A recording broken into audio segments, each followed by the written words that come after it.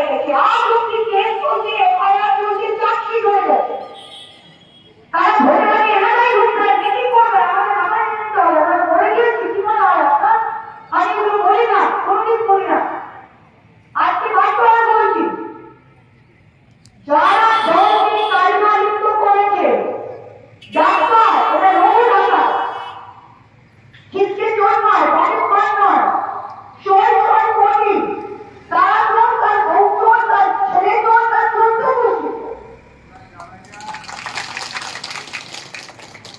বাস্তব রিপোর্টিং করে বলছি। আমাকে আজকে স্টেজে দাঁড়িয়ে বাচ্চার মুখে মিটিং করে দিতে হবে বলেছি আমি।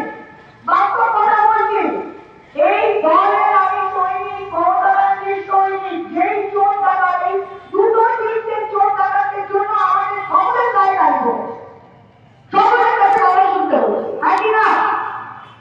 পরস্পরের নাম তৈরি করে দিয়েছে। আমি ফরিদপুরে এমএলএ ছিলাম, প্রত্যেকটা স্পিচে গিয়ে আমি ফরিদপুরের নাম করি। কেউ জানতো না ফরিদপুর কোথায়, ভাবতো বাংলাদেশে। আমি এমএলএ হওয়ার পর সবাই বলে দিদি সবাই ফরিদপুরের নামটা তো জেনেছে। হ্যাঁ, নাম উজ্জ্বল করবো, সেটাই তো আমি একটা সংসদে ভালো বক্তব্য দেবো, নিজে থাকতে এমপি কৃষ্ণপুর, আপনাদের তো গর্ব হয়, আমার কি? আমার তো সরকার নেই, কেউ নেই, কাজ করে যাবো, কি থাকবে? এটাই তো থাকবে। সেইখানে দাঁড়িয়ে একটা জনপ্রতিনিধি হয়েছে, মমতা ব্যানার্জির পিছিয়ে দলকে ভেঙে দিয়েছে, আর এমন লোক তাকে ঢুকে দিয়ে আবার এমন করবে।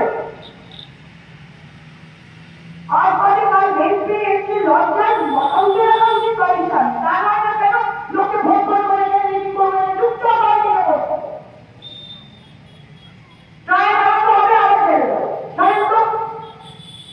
আজকে দাঁড়িয়ে পড়ে যাচ্ছে। আর আমি এখানে এটাও বলে দিচ্ছি, ভেতরে কোনো ভয় পাবেন না। কোন নেতা কোন বন্ধুকে বাপের বাড়ি পিকনিকে নেশা করে এসে ভুলভাল করছে, তার ভয় পাবে, এটা হাসি পায়। আমাদের ভিডিও ভালো লাগলে লাইক এবং শেয়ার করুন। কমেন্ট সেকশনে গিয়ে জানান আপনাদের মতামত। আরও ভিডিও পেতে আমাদের চ্যানেল সাবস্ক্রাইব করুন এবং প্রতি মুহূর্তে খবরের আপডেট পেতে প্রেস করুন বেল আইকন।